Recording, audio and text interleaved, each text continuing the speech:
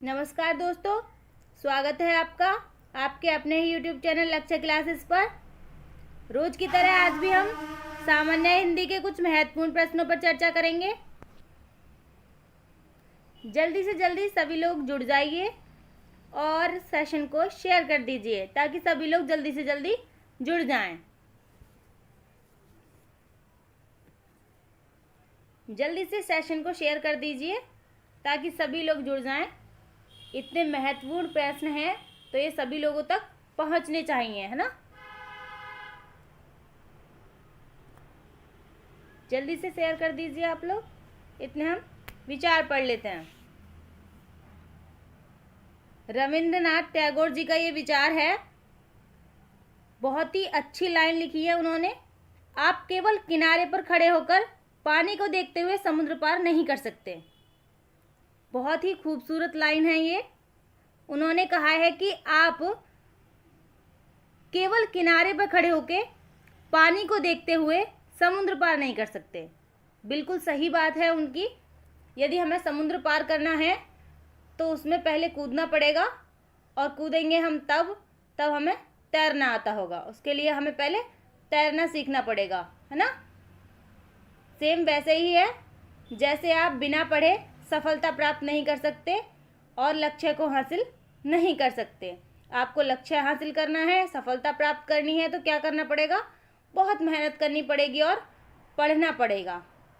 जिस प्रकार तैराक नदी को बिना तैरे पार नहीं कर सकता, किनारे पे खड़े होकर देखने से वो समुद्र को पार नहीं कर सकता, वैसे ही बिना मेहनत के ना मैं आपको पढ़ा सकती हूँ ना ही आप पढ़ सकते हैं। आपको मेहनत करनी पड़ेगी। सफलता प्राप्त करनी है तो आपको बहुत ही जी जान लगा के मेहनत करनी होगी, तभी आपको सफलता हासिल होगी। ठीक है, अब चलिए, किनारे पे खड़े नहीं होंगे, हम अपने प्रश्न पर चलेंगे। और हमने तैरना सीख लिया है, मतलब हमने पढ़ना सीख लिया है, और अब हम पढ़ेंगे। प्रश्न है हमारा, प्रकृति का सुकुमार राजकुमार किसे कहा जाता है? जल्दी से कमेंट बॉक्स में इसका आंसर दीजिए। प्रकृति का सुकुमार कवि किसे कहा जाता है?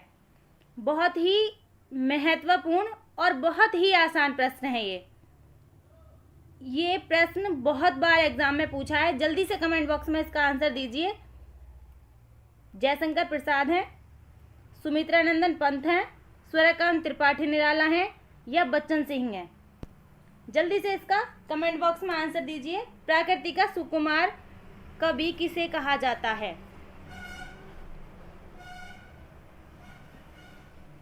सेशन में प्रश्न सभी बहुत महत्वपूर्ण लिए हैं, मैंने बहुत मेहनत से बनाया है प्रश्नों को। आप जल्दी से शेयर कर दीजिए और मेरी मेहनत को सफल कर दीजिए। चलिए चलते हैं, प्रश्न का आंसर ले लेते हैं। प्रकृति का सुकुमार कवि कौन है? सुमित्रा नंदन पंत। ठीक है जी, चलते हैं अगले प्रश्न पर। प्रश्न है हमारा, आधुनिक मीरा किसे कहा जाता है? सुभद्रा कुमारी चौहान को, मन्नू भंडारी को, महादेवी वर्मा को, उषा प्रेमवदा को? जल्दी से कमेंट बॉक्स में आंसर दीजिए। एक तो मीरा है ही, लेकिन ये पूछा है आधुनिक मीरा किसे कहा जाता है, आधुनिक युग की मीरा किसे कहा जाता है? जल्दी से कमेंट बॉक्स में आंसर दीजिए इसका। ये प्रश्न भी एग्जाम में बहुत पूछा गया है और बहुत ही आसान प्रश्न है, लगभग सभी को आता है ये। चलिए, आंसर भी सबके सही हैं, बहुत अच्छे। आंसर ले लेते हैं। आंसर क्या होगा इसका? सी, महादेवी वर्मा को आधुनिक युग की मीरा कहा जाता है। चलिए चलते हैं अगले प्रश्न पर। प्रश्न है हमारा, तेरा वैभव देखूं या जीवन का क्रंदन देखूं, यह पंक्ति किसकी है? जल्दी से आपको कमेंट बॉक्स में आंसर देना है। यह पंक्ति किसकी है? निराला की है, आज्ञा जी की है, महादेवी वर्मा जी की है, या बच्चन सिंह जी की है? जल्दी से आपको कमेंट बॉक्स में आंसर देना है। तेरा वैभव देखूं या जीवन का क्रंदन देखूं?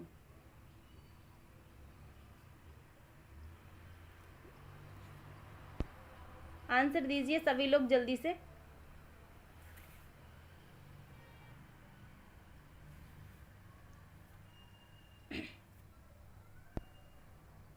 चलिए आंसर ले लेते हैं इसका।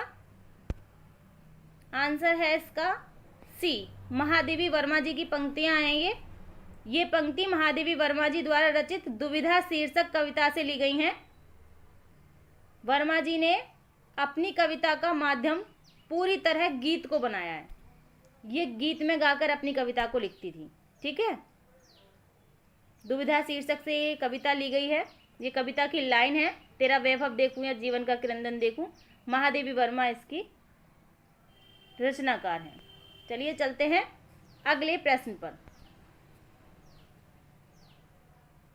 प्रश्न है हमारा, छायावाद की पहली रचना मानी जाती है। जल्दी से कमेंट बॉक्स में आंसर दीजिए, छायावाद की पहली रचना कौन सी मानी जाती है।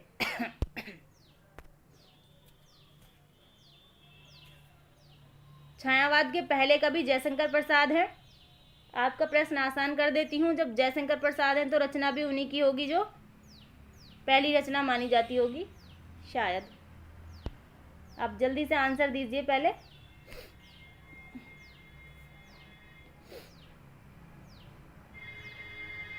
छायावाद की पहली रचना मानी जाती है पल्लव, लहर, कामायनी या झरना। चलिए आंसर ले लेते हैं।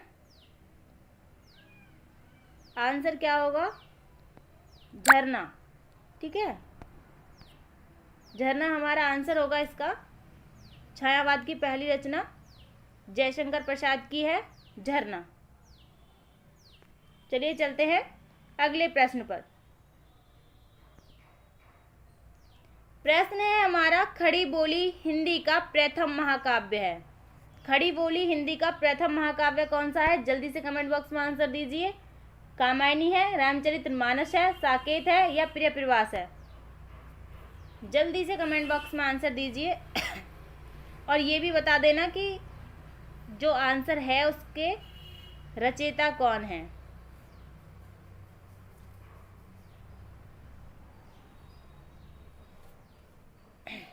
ये प्रश्न मैं पहले भी करवा चुकी हूं। चलिए आंसर ले लेते हैं इसका। प्रथम महाकाव्य खड़ी बोली का कौन सा है? आंसर है डी, प्रियप्रवास। खड़ी बोली का पहला महाकाव्य है। अब इसके रचनाकार कौन है? अयोध्या सिंह उपाध्याय हरियोध्या। चलिए चलते हैं अगले प्रश्न पर। प्रश्न है हमारा, आदिकाल को प्रारंभिक काल नाम किसने दिया? प्रारंभिक काल पूछा है, नाम किसने दिया? जल्दी से कमेंट बॉक्स में आंसर दीजिए। किसने दिया प्रारंभिक काल नाम? डॉक्टर गियर्सन ने दिया, मिश्र बंधु ने दिया, महावीर प्रसाद द्विवेदी ने दिया या हजारी प्रसाद द्विवेदी ने दिया? जल्दी से आंसर दीजिए कमेंट बॉक्स में। इस तरह के प्रश्न एग्जाम में बहुत पूछे जाते हैं।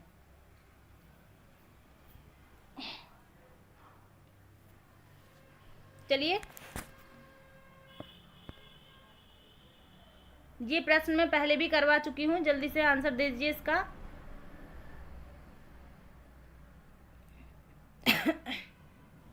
आंसर ले लेते हैं। चलो, आंसर क्या होगा इसका? आदिकाल को प्रारंभिक काल नाम किसने दिया?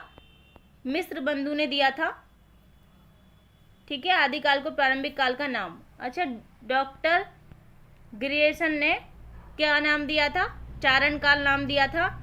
और महावीर प्रसाद द्विवेदी ने कौन सा नाम दिया था? बीजवपन काल। आदिकाल को बीजवपन काल महावीर प्रसाद द्विवेदी ने कहा था।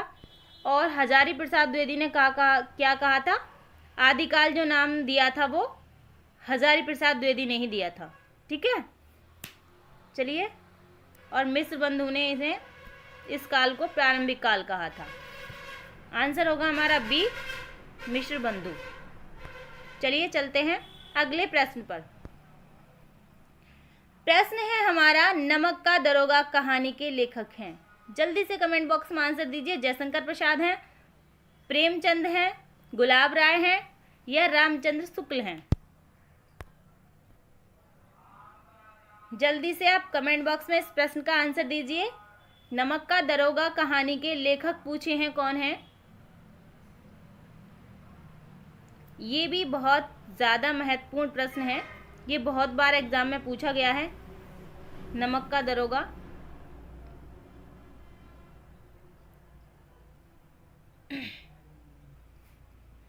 चलिए आंसर ले लेते हैं, जहाँ तक ये प्रश्न सभी को आता होगा क्योंकि पुराना सरकारी प्रश्न है। नमक का दरोगा, आंसर होगा इसका प्रेमचंद। ठीक है, पंच परमेश्वर, बड़े घर की बेटी, कफन, ये भी प्रेमचंद की महत्वपूर्ण रचना है। प्रश्न है हमारा, चिरजीवो जोरी जुरे, क्यों न स्नेह गंभीर, को घटिए ब्रस भानुजा, वे हलदर के वीर। पूछा है इसमें कौन सा अलंकार है, जल्दी से कमेंट बॉक्स में आंसर दीजिए कौन सा अलंकार है इसमें। वक्रोक्ति अलंकार है, यमक अलंकार है, श्लेष अलंकार है, अनुप्रास अलंकार है।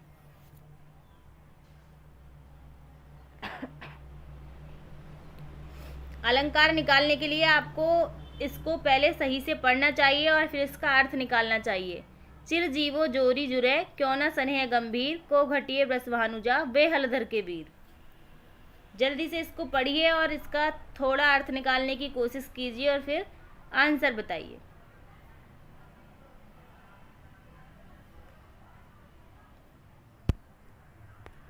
अब हर पेपर में अलंकार से और रस से प्रश्न आते हैं, पहले कम आते थे, अब ज़्यादा प्रश्न आने लगे हैं इनसे, क्योंकि लोग पढ़ते कम हैं इनको, इसलिए इन पर ज़्यादा ध्यान दीजिए। चलिए आंसर बताइए।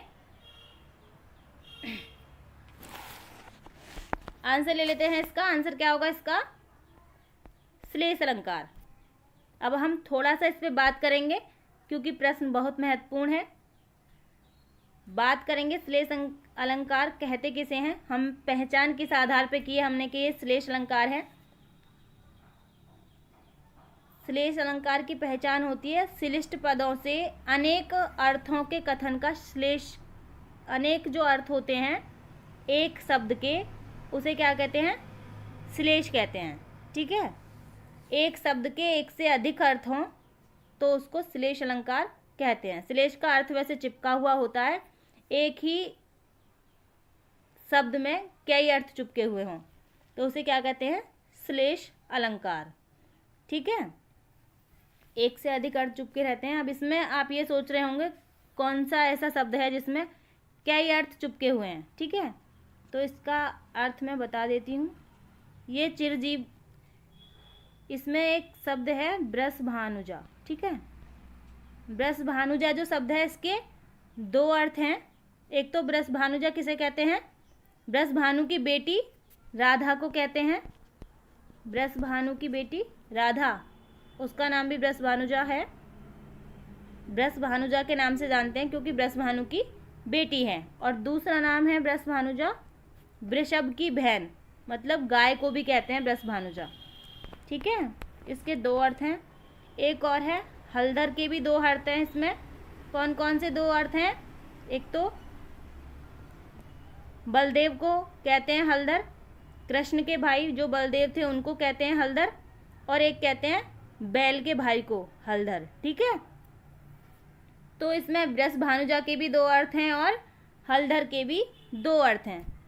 शब्द एक ही बार दिया हुआ है लेकिन अर्थ दो हैं, तो एक क्या हो गया, श्लेष अलंकार हो गया।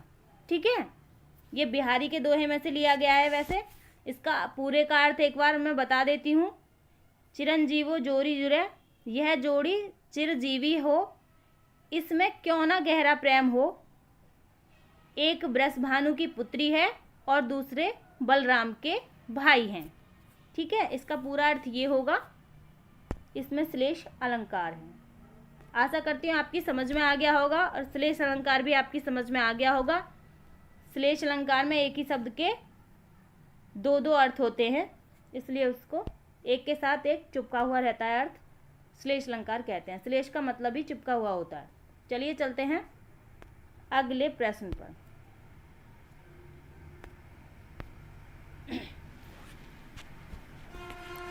प्रश्न है हमारा, जिस काव्य पंक्ति में प्रयुक्त किसी एक ही शब्द के एक से अधिक अर्थ हों, पंक्ति में अलंकार होता है। फिर से पढ़ लेते हैं। जिस काव्य पंक्ति में प्रयुक्त किसी एक ही शब्द के एक से अधिक अर्थ हों, पंक्ति में कौन सा अलंकार होता है? ये प्रश्न मैंने जानबूझकर रखा है इसमें ताकि आप भूलें ना। चलिए जल्दी से बताइए, रूपक अलंकार होता है, अनुप्रास अलंकार होता है, यमक अलंकार होता है या श्लेष अलंकार होता है?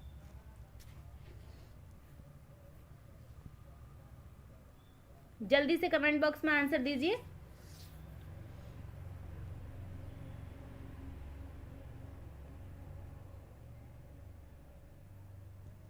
चलिए आंसर ले लेते हैं। अभी 1 मिनट भी नहीं हुआ है, बिना 1 मिनट भी नहीं हुआ है बताए हुए। कह रहा है कि किसी एक शब्द के एक से अधिक अर्थ हों तो क्या होता है उसमें? श्लेष अलंकार। अभी मैंने बताया था ना पीछे, ब्रज भानुजा के 2 अर्थ थे और हलदर के 2 अर्थ थे।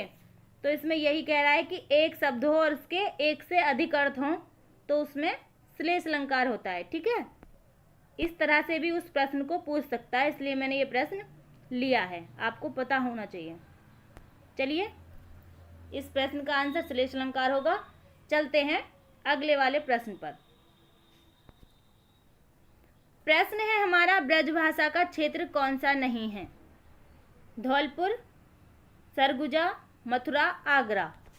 जल्दी से कमेंट बॉक्स में आंसर दीजिए, कौन सा नहीं होगा ब्रजभाषा का क्षेत्र? भाषा से भी एक प्रश्न बनता ही है एग्जाम में।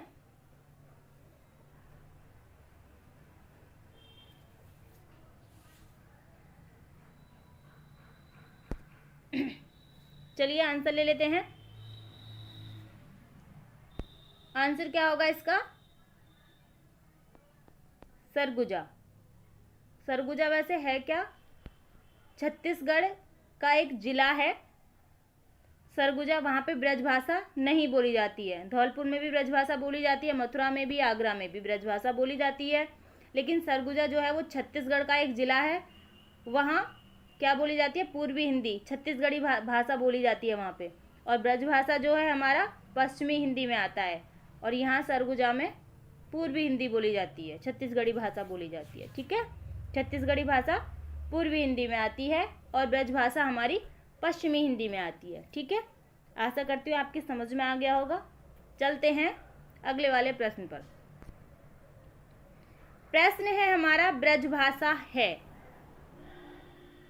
अभी मैंने बताया है पूर्वी हिंदी है, पश्चिमी हिंदी है, बिहारी हिंदी है या पहाड़ी हिंदी है? कौन सी हिंदी है ब्रजभाषा? जल्दी से कमेंट बॉक्स में आंसर दीजिए। प्रश्न तो मैंने अभी बताया, 1 सेकंड भी नहीं हुआ।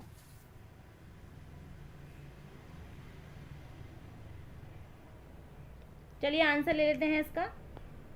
आंसर होगा बी, ब्रजभाषा पश्चिमी हिंदी में आता है। ठीक है, चलते हैं अगले प्रश्न पर। प्रश्न है हमारा, इनमें से कौन सा वर्ण स्पर्श व्यंजन नहीं है? ध्यान रहे, स्पर्श व्यंजन नहीं है पूछा है। का, चा, टा, या। जल्दी से कमेंट बॉक्स में आंसर दीजिए, कौन सा वर्ण है ऐसा जो स्पर्श व्यंजन में नहीं आता?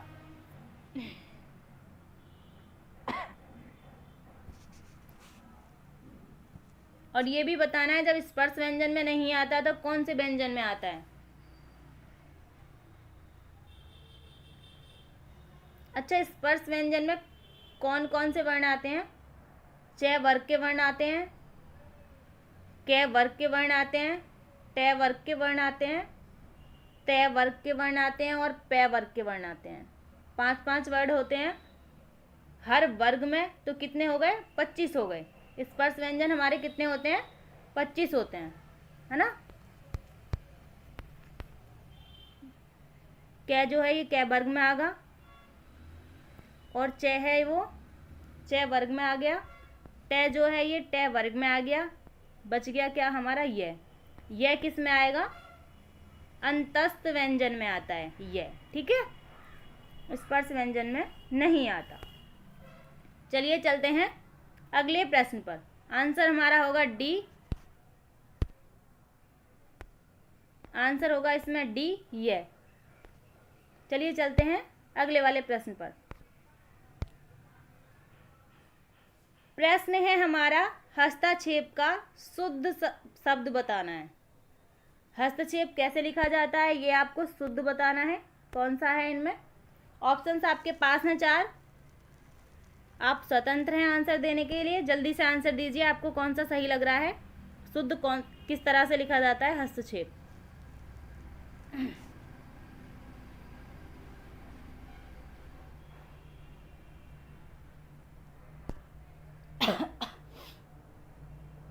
चलिए आंसर ले लेते हैं। हस्तोक्षेप नहीं होता है, हस्तक्षेप नहीं होता है, हस्तक्षेप होता है, हस्तेक्षेप नहीं होता है। आंसर क्या होगा हमारा सी, हस्तक्षेप। ठीक है, सी वाला ऑप्शन हमारा बिल्कुल सही होगा। हस्तक्षेप शुद्ध रूप में ऐसे लिखा जाता है। चलते हैं अगले वाले प्रश्न पर। प्रश्न है हमारा, राम की गाय बहुत काली है। वाक्य में काली शब्द है, ये वाला शब्द पूछा है, ये क्या है? सर्वनाम है, क्रिया है, विशेषण है, प्रविशेषण है। जल्दी से कमेंट बॉक्स में आंसर दीजिए, काली शब्द क्या है?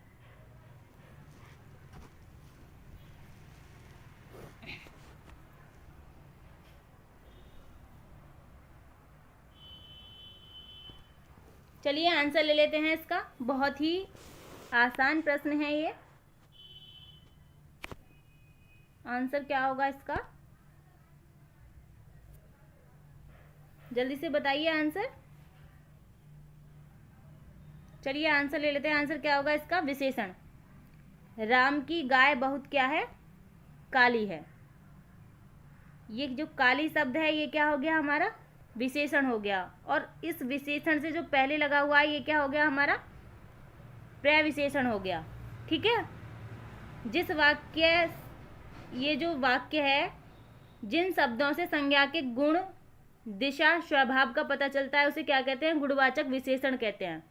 विशेषण के अंतर्गत आते हैं। तो ये गाय का गुण ही तो है कि गाय काली है। ठीक है, गाय के बारे में बता रहा है कि गाय कैसी है, काली है। ठीक है, और बहुत, ये क्या होता है, विशेषण हो, जो विशेषण की भी विशेषता बताता है। मतलब काली तो है ही, बहुत काली है, तो ये क्या हो गया हमारा, प्रविशेषण हो गया। विशेषण की भी विशेषता बताता है, वो क्या हो गया, प्रविशेषण। और जो संज्ञा सर्वनाम की विशेषता बताते हैं वो क्या हो गया, विशेषण हो गया। आशा करती हूँ आपकी समझ में आ गया होगा। चलते हैं अगले वाले प्रश्न पर।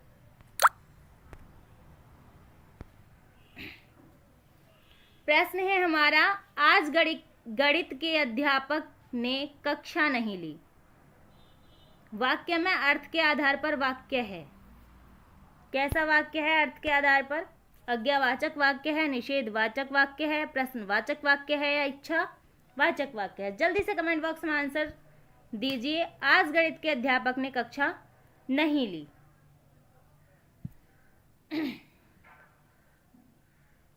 जल्दी से आंसर दीजिए कमेंट बॉक्स में, क्या होगा इसका आंसर।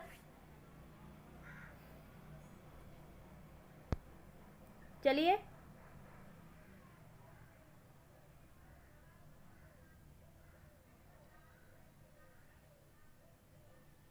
आंसर ले लेते हैं। इसका आंसर क्या होगा, बी आंसर इसका बिल्कुल सही होगा। निषेधवाचक वाक्य है।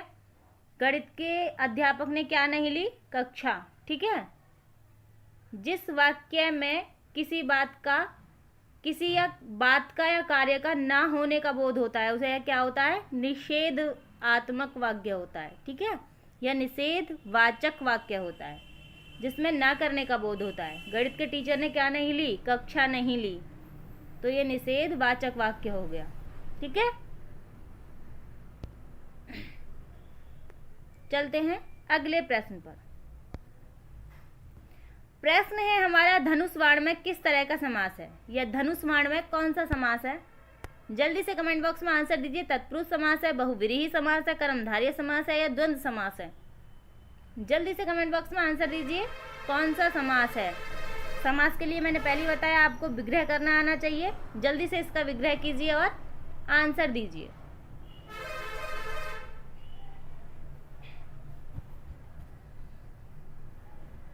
चलिए देख लेते हैं थोड़ा।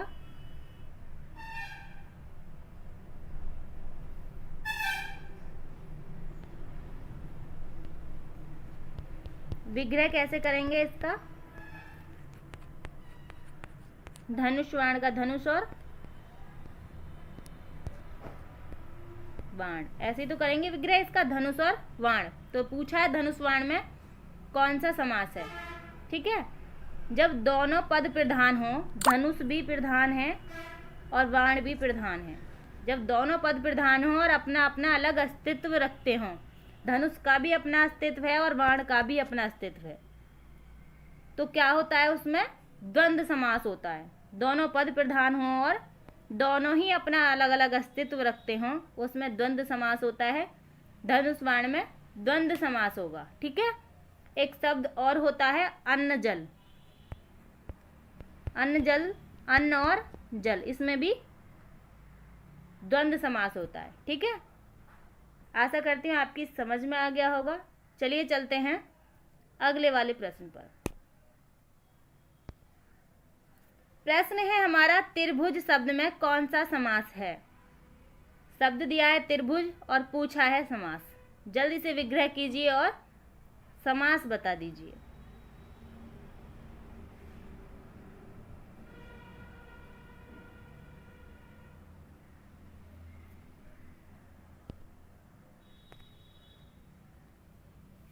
चलिए आंसर ले लेते हैं। त्रिभुज क्या होता है? 3 भुजा होती हैं जिसमें वो क्या होता है? त्रिभुज होता है। तो इन भुजाओं वाली आकृति को क्या कहते हैं हम? त्रिभुज कहते हैं। प्रथम पद जहाँ संख्यावाचक हो और दूसरा पद जहाँ संज्ञा हो, उसे क्या कहते हैं हम? द्विगु समास कहते हैं। ये द्विगु समास की परिभाषा है कि प्रथम पद संख्यावाचक हो और दूसरा पद संज्ञा हो। तो इसमें क्या है? त्रिभुज, पहला जो पद है वो 3 है, तो क्या हो गया? संख्यावाचक है, ये इसमें द्विगु समास हो गया। चलिए चलते हैं अगले वाले प्रश्न पर।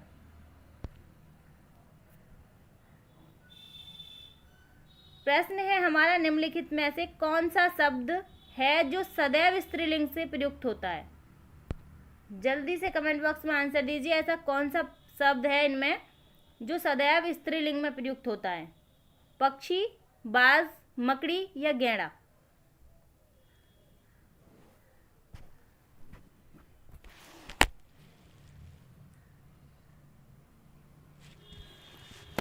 जल्दी से कमेंट बॉक्स में आंसर दीजिए।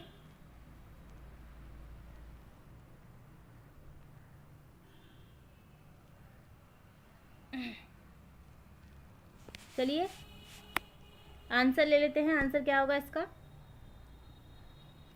आंसर होगा इसका सी। मकड़ी जो है वो सदैव स्त्रीलिंग में प्रयुक्त होती है।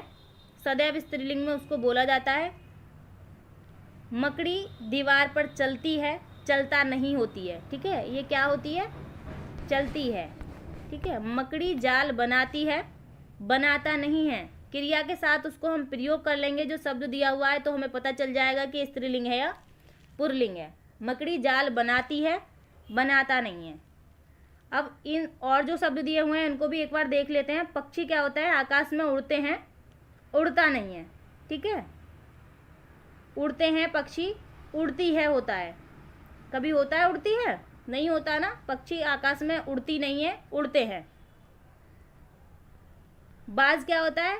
बाज भी उड़ता है, उड़ती कभी नहीं है। गैंडा क्या होता है? ये जंगल में घूमता है, घूमती नहीं है, है ना। तो हम वाक्य में इसको प्रयोग करके देख लेंगे। मकड़ी जो होती है वो जाल बनाती है, बनाता नहीं है। तो मकड़ी हमारा क्या हो गया? स्त्रीलिंग हो गया। ये ऐसा शब्द है जो हमेशा स्त्रीलिंग में प्रयोग किया जाता है इसका। अब कुछ शब्द और होते हैं ऐसे जो स्त्रीलिंग के रूप में ही जाने जाते हैं। जैसे मैं लिखवा देती हूँ उनको, लिख लीजिए आप। मछली, कोयल। ठीक है, मछली, कोयल, चील। बोल देती हूँ मैं, मछली, कोयल, चील, चिड़िया, मक्खी। ये शब्द ऐसे हैं जो हम इन्हें स्त्रीलिंग में ही प्रयोग करते हैं। यदि हमें इनका पुल्लिंग बनाना हो तो हमें उससे पहले नर लगाना पड़ता है। नर लगाएंगे हम उसके पहले, जब ये पुल्लिंग में प्रयोग किया जाएगा, वरना तो ये स्त्रीलिंग में ही प्रयोग किए जाते हैं। जैसे कोयल को हम यदि पुल्लिंग में प्रयोग करेंगे तो नर कोयल लगाएंगे, ठीक है, या नर मछली लगाएंगे। आशा करती हूँ आपकी समझ में आ गया होगा। चलते हैं अगले वाले प्रश्न पर। आंसर इसका हमारा सी होगा, ये मैं बता चुकी हूँ, मकड़ी।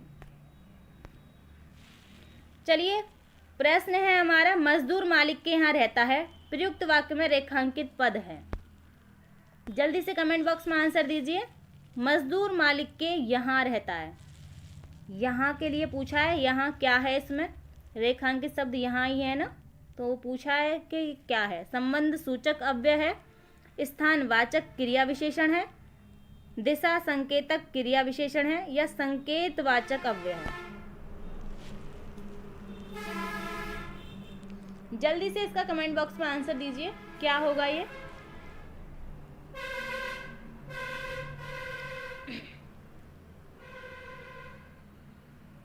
ये थोड़ा कठिन प्रश्न है, आसान नहीं कहूँगी इसको, पर आप आंसर देने की कोशिश करें।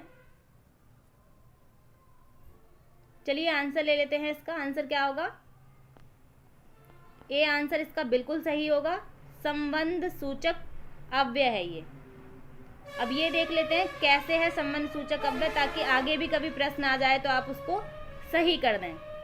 यहाँ मजदूर और मालिक के बीच में संबंध प्रदर्शित किया जा रहा है। जो अव्यय किसी संज्ञा के बाद आकर उस संज्ञा को या उस संज्ञा का संबंध दूसरे शब्द से दिखा दे, उसे क्या कहते हैं हम? संबंध सूचक अव्यय कहते हैं, ठीक है। ये संज्ञा के बाद आ रहा है यहाँ, और ये मजदूर का और मालिक का संबंध बता रहा है हमें। मजदूर कहाँ रहता है? मालिक के यहाँ पे रहता है, ठीक है। तो क्या हो गया इसमें? संबंध सूचक अव्यय हो गया ये। यदि इसमें ये यहाँ पे ना करके रेखांकित मजदूर पे पूछता तो इसमें आंसर क्या होता, ये आप कमेंट बॉक्स में मुझे बताएंगे। चलिए चलते हैं अगले वाले प्रश्न पर। रेखांकित शब्द इसमें मजदूर होता तो आंसर क्या होता? चलिए हम अगले वाले प्रश्न पर चलते हैं। इंद्र का पर्यायवाची नहीं है पूछा है, जल्दी से कमेंट बॉक्स में आंसर दीजिए। इंद्र का पर्यायवाची नहीं है। भूपेंद्र, शक्र, सुरपति, पर्वतारी। जल्दी से कमेंट बॉक्स में आंसर दीजिए। आज के सेशन का लास्ट प्रश्न है। सेशन आपको थोड़ा भी अच्छा लगा हो या आपकी समझ में मेरे सेशन से कुछ भी आया हो, आप कमेंट कीजिएगा और सेशन को लाइक कीजिएगा, ठीक है। आंसर ले लेते हैं इसका। इंद्र का पर्यायवाची नहीं है पूछा है, तो शक्र इंद्र का पर्यायवाची है, सुरपति इंद्र का पर्यायवाची है, पर्वतारी इंद्र का पर्यायवाची है। क्या नहीं है? भूपेंद्र जो है वो इंद्र का पर्यायवाची नहीं है। अब इंद्र का नहीं है तो किसका है ये? राजा का पर्यायवाची है भूपेंद्र, ठीक है। राजा का पर्यायवाची भूपेंद्र है। इंद्र के और भी पर्यायवाची हैं, सुरपति, देवराज, शक्र, महेंद्र, माधव, देवेंद्र। ये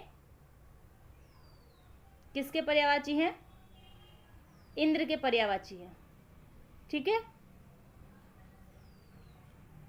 आशा करती हूँ आपको सेशन बहुत अच्छा लगा होगा और सभी प्रश्न आपको समझ में भी आए होंगे। इतनी देर तक मेरे साथ बने रहने के लिए धन्यवाद।